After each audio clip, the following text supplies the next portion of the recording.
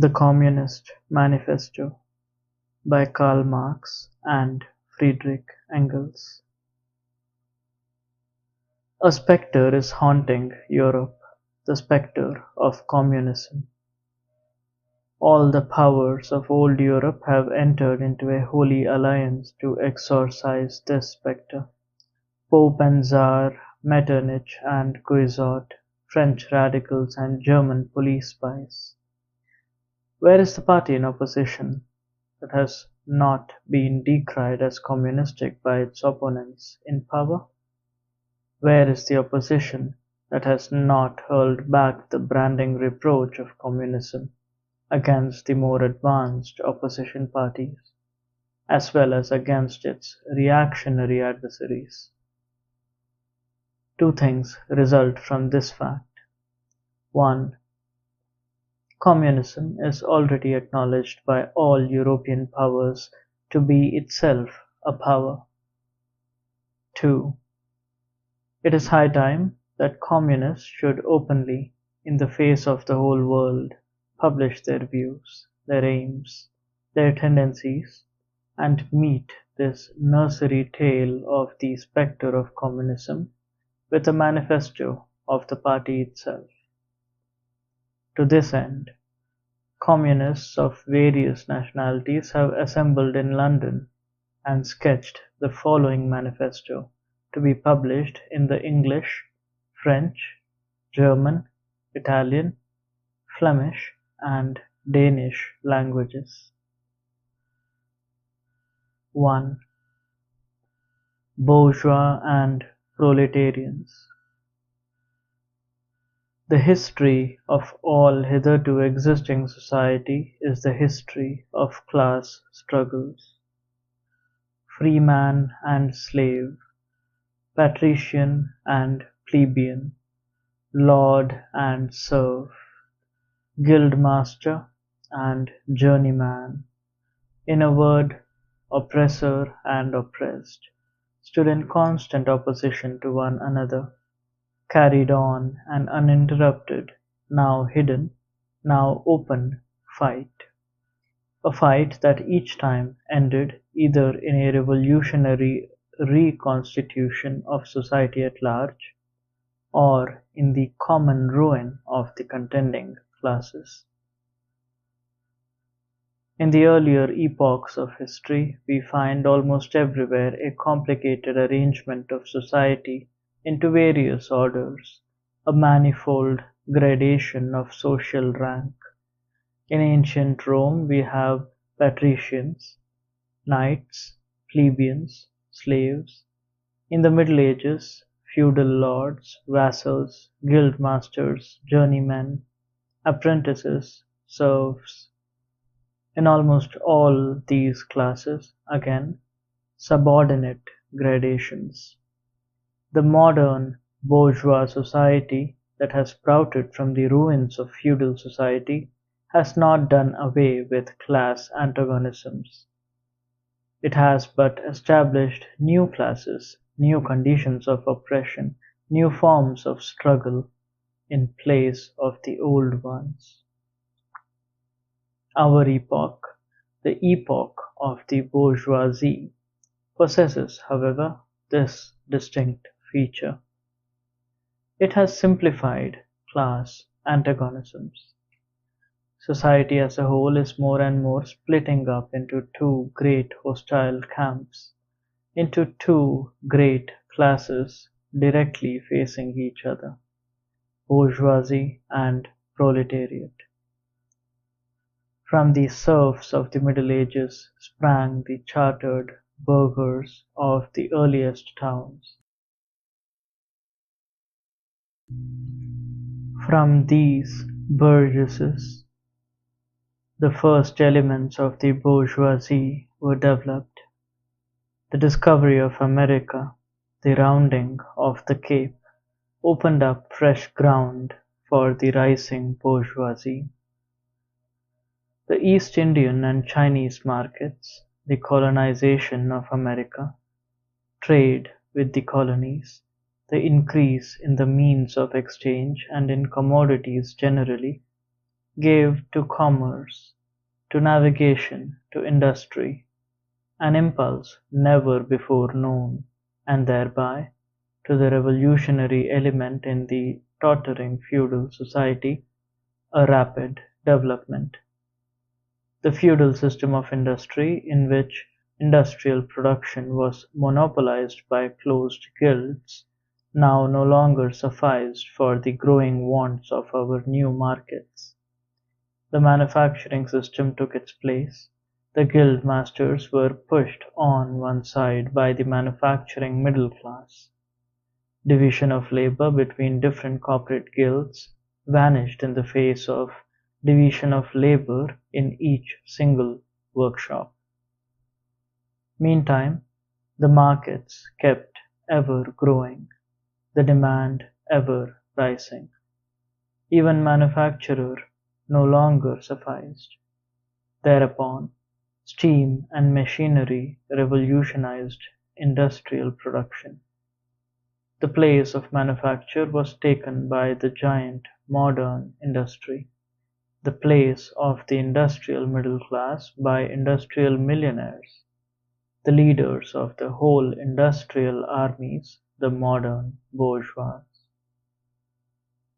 Modern industry has established the world market for which the discovery of America paved the way. This market has given an immense development to commerce, to navigation, to communication by land. This development has, in its turn, reacted to the extension of industry, and in proportion as industry, commerce, navigation, railways extended in the same proportion the bourgeoisie developed, increased its capital, and pushed into the background every class handed down from the Middle Ages. We see therefore how the modern bourgeoisie is itself the product of a long course of development, of a series of revolutions in the modes of production and of exchange. Each step in the development of the bourgeoisie was accompanied by a corresponding political advance of that class. An oppressed class under the sway of the feudal nobility, an armed and self-governing association in the medieval commune. Here, independent urban republic, as in Italy and Germany. There, taxable third estate of the monarchy, as in France. Afterwards, in the period of manufacturing proper, serving either the semi-feudal or the absolute monarchy as a counterpoise against the nobility, and in fact, cornerstone of the great monarchies in general, the bourgeoisie has at last, since the establishment of modern industry and of the world market, conquered for itself, in the modern representative state, exclusive political sway. The executive of the modern state is but a committee for managing the common affairs of the whole bourgeoisie. The bourgeoisie historically has played a most revolutionary part. The bourgeoisie, wherever it has got the upper hand, has put an end to all feudal, patriarchal, idyllic relations. It has pitilessly torn asunder the motley feudal ties that bound man to his natural superiors, and has left remaining no other nexus between man and man than naked self-interest, than callous cash payment. It has drowned the most heavenly ecstasies of religious fervor, of chivalrous enthusiasm, of Philistine sentimentalism, in the icy water of egotistical calculation. It has resolved personal worth into exchange value, and in place of the numberless indefensible chartered freedoms, has set up that single, unconscionable freedom: free trade. In one word, for exploitation wielded by religious and political illusions, it has substituted naked, shameless, direct, brutal exploitation. The bourgeoisie has stripped of its halo every occupation hitherto honored and looked up to with reverent awe. It has converted the physician, the lawyer, the priest, the poet, the man of science, into its paid wage laborers. The bourgeoisie has torn away from the family its sentimental veil, and has reduced the family relation to a mere money relation. The bourgeoisie has disclosed how it came to pass that the brutal display of vigor in the Middle Ages, which reactionaries so much admire, found its fitting complement in the most slothful indolence. It has been the first to show what man's activity can bring about. It has accomplished wonders far surpassing Egyptian pyramids, Roman aqueducts, and Gothic cathedrals. It has conducted expeditions that put in the shade all former exoduses of nations and crusades. The bourgeoisie cannot exist without constantly revolutionizing the instruments of production, and thereby the relations of production, and with them the whole relations of society. Conservation of the old modes of production in unaltered form was, on the contrary, the first condition of existence for all earlier industrial classes. Constant revolutionizing of production, uninterrupted disturbance of all social conditions, everlasting uncertainty and agitation distinguish the bourgeois epoch from all earlier ones. All fixed, fast frozen relations, with their train of ancient and venerable prejudices and opinions, are swept away; all new formed ones become antiquated before they can ossify.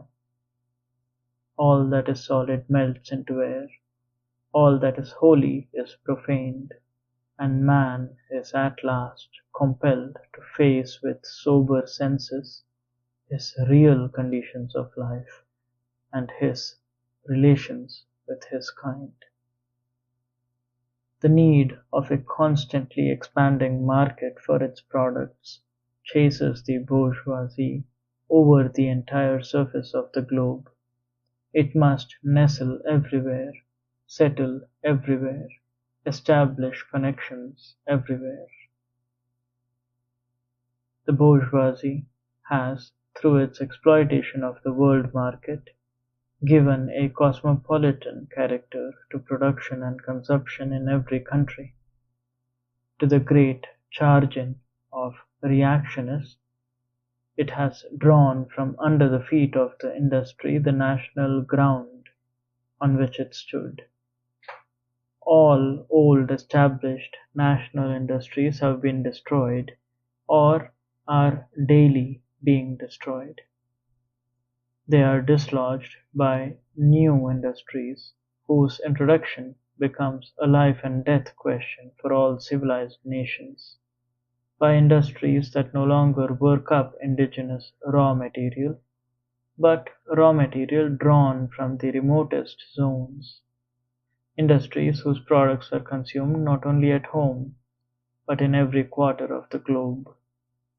In place of the old wants satisfied by the production of the country, we find new wants, requiring for their satisfaction the products of distant lands and climes. In place of the old local and national seclusion and self-sufficiency, we have intercourse in every direction, universal interdependence of nations. And as in material, so also in intellectual production. The intellectual creations of individual nations become common property. National one-sidedness and narrow-mindedness become more and more impossible. And from the numerous national and local literatures, there arises a world literature. The bourgeoisie, by the rapid improvement of all instruments of production, by the immensely facilitated means of communication, draws all, even the most barbarian nations into civilization. The cheap prices of commodities are the heavy artillery with which it batters down all Chinese walls, with which it forces the barbarians' intensely obstinate hatred of foreigners to capitulate. It compels all nations, on pain of extinction, to adopt the bourgeois mode of production. It compels them to introduce what it calls civilization into their midst, that is, to become bourgeois themselves. In one word, it creates a world after its own image. The bourgeoisie has subjected the country to the rule of the towns. It has created enormous cities, has greatly increased the urban population as compared with the rural, and has thus rescued a considerable part of the population from the idiocy of rural life. Just as it has made the country dependent on the towns, it has made barbarian and semi-barbarian countries dependent on the civilized ones, nations of peasants on nations of bourgeois, the East on the West. The bourgeoisie keeps more and more doing away with the scattered state of the population, of the means of production, and of property. It has agglomerated population, centralized the means of production, and has concentrated property in a few hands. The necessary consequence of this was political centralization. Independent, or but loosely connected provinces with separate interests, laws, governments, and systems of taxation have become lumped together into one nation with one government, one code of laws, one national class interest, one frontier, and one customs tariff. The bourgeoisie, during its rule of scarce 100 years, has created more massive and more colossal productive forces than have all preceding generations together. Subjection of nature's forces to man, machinery, application of chemistry to industry and agriculture, steam navigation, railways, electric telegraphs, clearing of whole continents for cultivation, canalization of rivers, whole populations conjured out of the ground. What earlier century had even a presentiment that such productive forces slumbered in the lap of social labor? We see then the means of production and of exchange, on whose foundation the bourgeoisie built itself up, were generated in feudal society.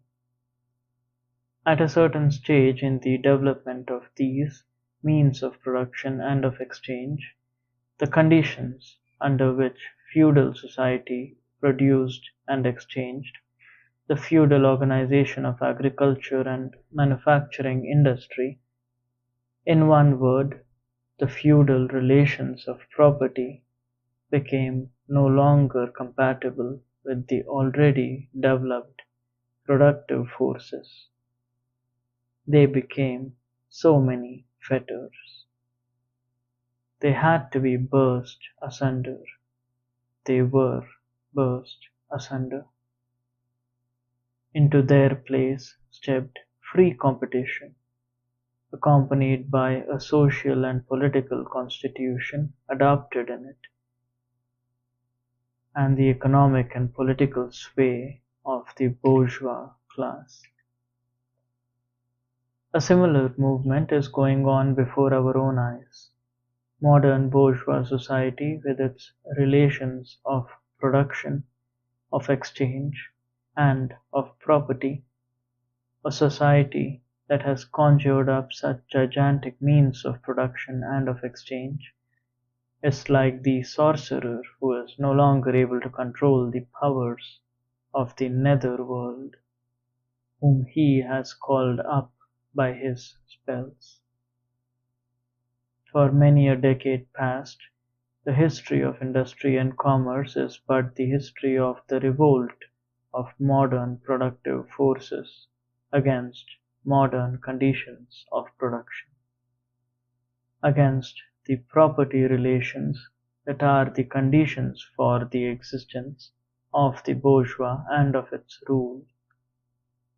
It is enough to mention the commercial crises that, by their periodical return, put the existence of the entire bourgeois society on its trial, each time more threateningly. In these crises, a great part not only of the existing products but also of the previously created productive forces are periodically destroyed. In these crises, there breaks out an epidemic that in all earlier epochs would have seemed an absurdity, the epidemic of overproduction. Society suddenly finds itself put back into a state of momentary barbarism. It appears as if a famine, a universal war of devastation, had cut off the supply of every means of subsistence. Industry and commerce seem to be destroyed. And why? Because there is too much civilization, too much means of subsistence, too much industry, too much commerce. The productive forces at the disposal of society no longer tend to further the development of the conditions of bourgeois property. On the contrary, they have become too powerful for these conditions, by which they are fettered, and so soon as they overcome these fetters, they bring disorder into the whole of bourgeois society, endanger the existence of bourgeois property. The conditions of bourgeois society are too narrow to comprise the wealth created by them. And how does the bourgeoisie get over these crises? On the one hand, by enforced destruction of a mass of productive forces. On the other, by the conquest of new markets and by the more thorough exploitation of the old ones. That is to say, by paving the way for more extensive and more destructive crises, and by diminishing the means whereby crises are prevented. The weapons with which the bourgeoisie felled feudalism to the ground are now turned against the bourgeoisie itself. Not only has the bourgeoisie forged the weapons that bring death to itself, it has also called into existence the men who are to wield those weapons. The modern working class, the proletarians.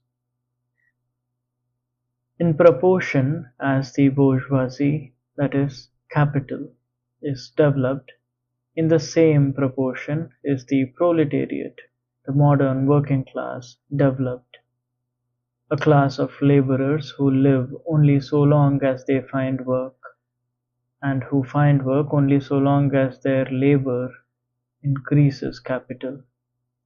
These laborers, who must sell themselves piecemeal, are a commodity, like every other article of commerce, and are consequently exposed to all the vicissitudes of competition, to all the fluctuations of the market.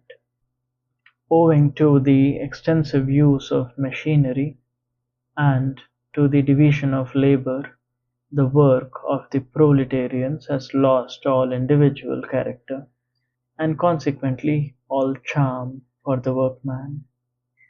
He becomes an appendage of the machine, and it is only the most simple, most monotonous, and most easily acquired knack that is required of him. Hence, the cost of production of a workman is restricted almost entirely to the means of subsistence that he requires for maintenance and for the propagation of his race. But the price of a commodity, and therefore also of labor, is equal to its cost of production. In proportion, therefore, as the repulsiveness of the work increases, the wage decreases. Nay, more, in proportion as the use of machinery and division of labor increases, in the same proportion the burden of toil also increases, whether by prolongation of the working hours, by the increase of the work exacted in a given time, or by increased speed of machinery, etc. Modern industry has converted the little workshop of the patriarchal master into the great factory of the industrial capitalist. Masses of laborers, crowded into the factory, are organized like soldiers. As privates of the industrial army, they are placed under the command of a perfect hierarchy of officers and sergeants. Not only are they slaves of the bourgeois class and of the bourgeois state, they are daily and hourly enslaved by the machine, by the overlooker, and above all by the individual bourgeois manufacturer himself. The more openly this despotism proclaims gain to be its end and aim, the more petty, the more hateful, and the more embittering it is. The less the skill and exertion of strength implied in manual labor, in other words, the more modern industry becomes developed, the more is the labor of men superseded by that of women. Differences of age and sex have no longer any distinctive social validity for the working class. All are instruments of labor, more or less expensive to use according to their age and sex. No sooner is the exploitation of the laborer by the manufacturer so far at an end that he receives his wages in cash than he is set upon by the other portions of the bourgeoisie, the landlord, the shopkeeper, the pawnbroker, etc. The lower strata of the middle class, the small tradespeople, shopkeepers, and retired tradesmen, generally the handicraftsmen and peasants, all these sink gradually into the proletariat, partly because their diminutive capital does not suffice for the scale on which modern industry is carried on, and is swamped in the competition with the large capitalists, partly because their specialized skill is rendered worthless by new methods of production. Thus, the proletariat is recruited from all classes of the population. The proletariat goes through various stages of development. With its birth begins its struggle with the bourgeoisie. At first the contest is carried on by individual laborers, then by the work-people of the factory, then by the operative of one trade in one locality against the individual bourgeois who directly exploits them. They direct their attacks not against the bourgeois conditions of production, but against the instruments of production themselves. They destroy imported wares that compete with their labor. They smash to pieces machinery. They set factories ablaze. They seek to restore by force the vanished status of the workman of the Middle Ages. At this stage, the laborers still form an incoherent mass scattered over the whole country and broken up by their mutual competition. If anywhere they unite to form more compact bodies, this is not yet the consequence of their own active union, but of the union of the bourgeoisie, which class, in order to attain its own political ends, is compelled to set the whole proletariat in motion, and is moreover yet, for a time, able to do so. At this stage, therefore, the proletarians do not fight their enemies, but the enemies of their enemies, the remnants of absolute monarchy, the landowners, the non-industrial bourgeois, the petty bourgeois. Thus, the whole historical movement is concentrated in the hands of the bourgeoisie. Every victory so obtained is a victory for the bourgeoisie. But with the development of industry, the proletariat not only increases in number, it becomes concentrated in greater masses. Its strength grows, and it feels that strength more. The various interests and conditions of life within the ranks of the proletariat are more and more equalized, in proportion as machinery obliterates all distinctions of labor, and nearly everywhere reduces wages to the same low level. The growing competition among the bourgeois and the resulting commercial crises make the wages of the workers even more fluctuating. The increasing improvement of machinery, ever more rapidly developing, makes their livelihood more and more precarious. The collisions between individual workmen and individual bourgeois take more and more the character of collisions between two classes. Thereupon, the workers begin to form combinations, trades unions, against the bourgeois. They club together in order to keep up the rate of wages. They found permanent associations in order to make provision beforehand for these occasional revolts. Here and there, the contest breaks out into riots.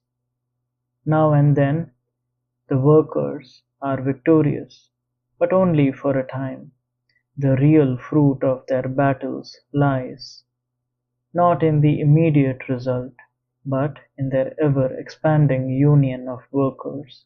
This union is helped on by the improved means of communication that are created by modern industry, and that place the workers of different localities in contact with one another.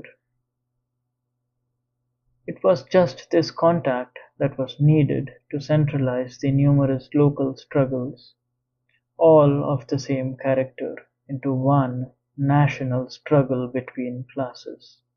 But every class struggle is a political struggle, and that union, to attain which the burghers of the Middle Ages, with their miserable highways, required centuries, the modern proletarian, thanks to railways, achieve in a few years.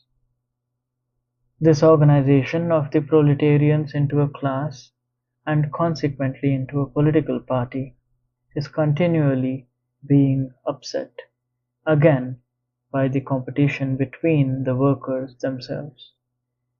But it ever rises up again, stronger, firmer, mightier. It compels legislative recognition of particular interests of the workers by taking advantage of the divisions among the bourgeoisie itself. Thus, the 10 Hours Bill in England was carried. Altogether, collisions between the classes of the old society further, in many ways, the course of development of the proletariat. The bourgeoisie finds itself involved in a constant battle, at first with the aristocracy, later on with those portions of the bourgeoisie itself whose interests have become antagonistic to the progress of industry, at all time with the bourgeoisie of foreign countries. In all these battles it sees itself compelled to appeal to the proletariat, to ask for help, and thus to drag it into the political arena. The bourgeoisie itself, therefore, supplies the proletariat with its own element of political and general education. In other words, it furnishes the proletariat with weapons for fighting the bourgeoisie. Further, as we have already seen, entire sections of the ruling class are, by the advance of industry, precipitated into the proletariat, or are at least threatened in their conditions of existence. These also supply the proletariat with fresh elements of enlightenment and progress.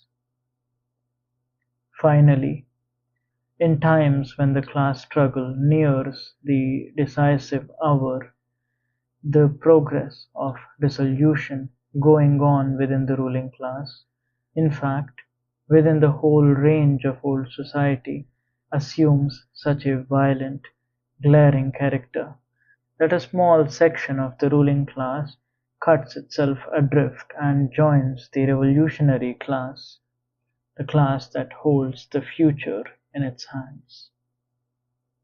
Just as, therefore, at an earlier period a section of the nobility went over to the bourgeoisie, so now a portion of the bourgeoisie goes over to the proletariat, and in particular a portion of the bourgeois ideologists who have raised themselves to the level of comprehending theoretically the historical movement as a whole.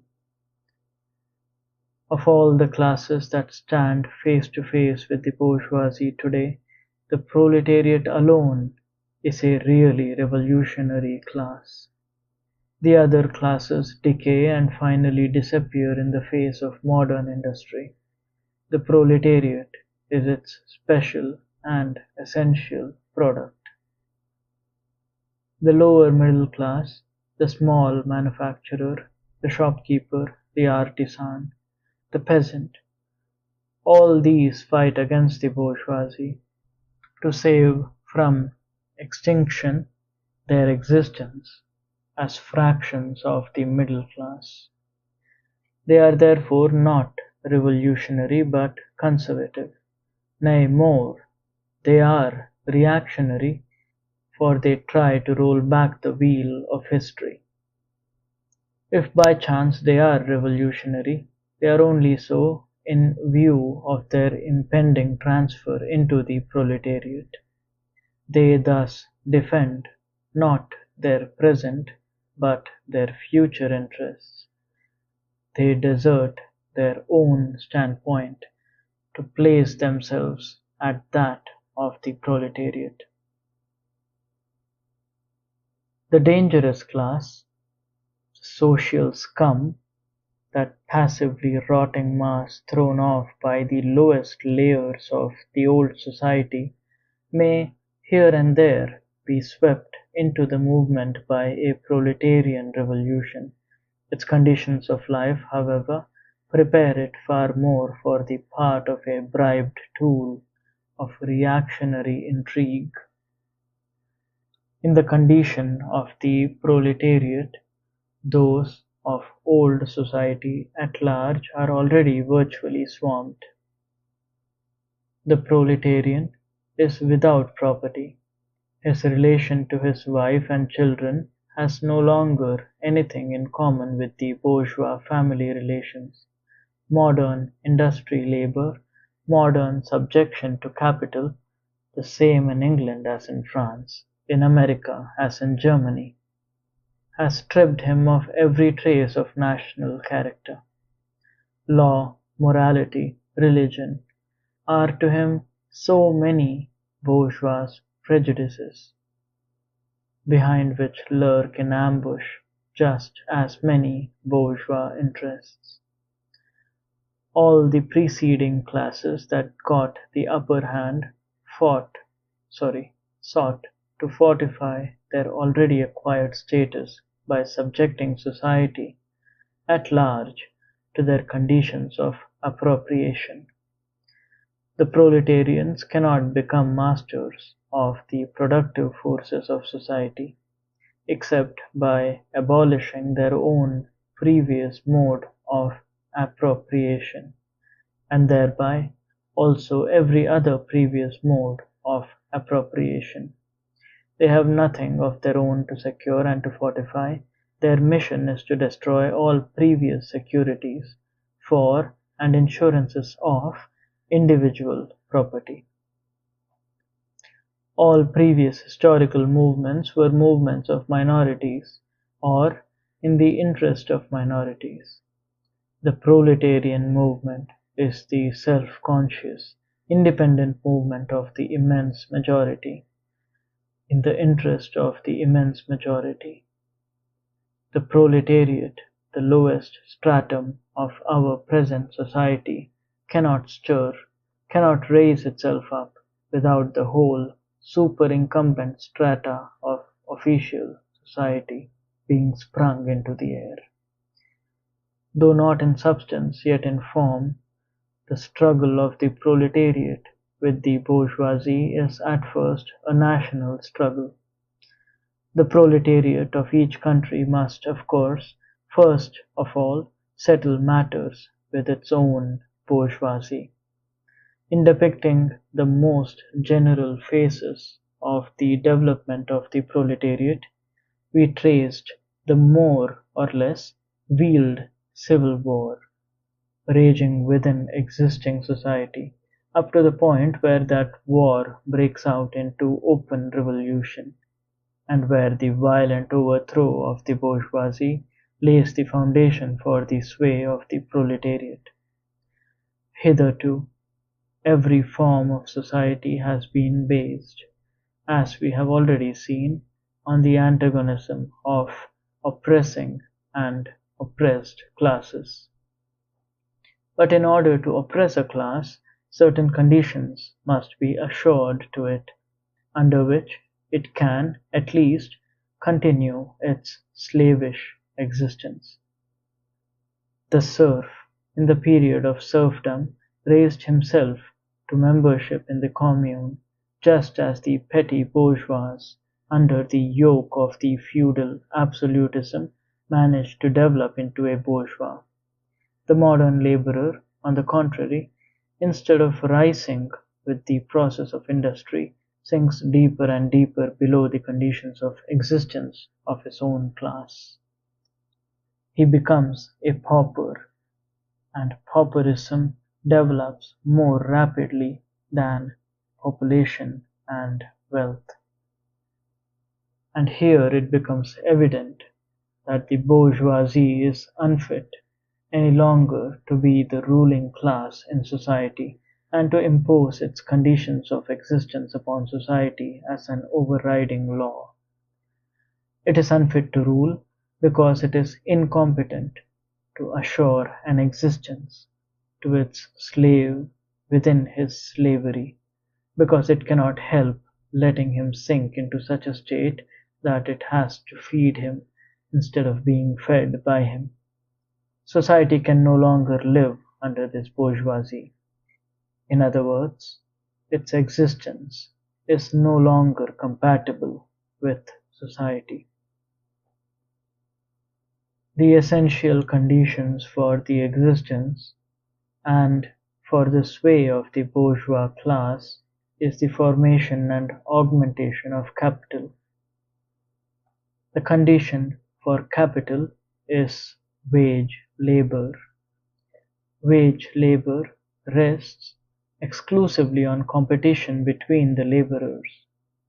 The advance of industry, whose involuntary promoter is the bourgeoisie, replaces the isolation of the laborers due to competition by the revolutionary combination due to association. The development of modern industry, therefore, cuts from under its feet the very foundation on which the bourgeoisie produces and appropriates products. What the bourgeoisie therefore produces, above all, are its own grave diggers. Its fall and the victory of the proletariat are equally inevitable.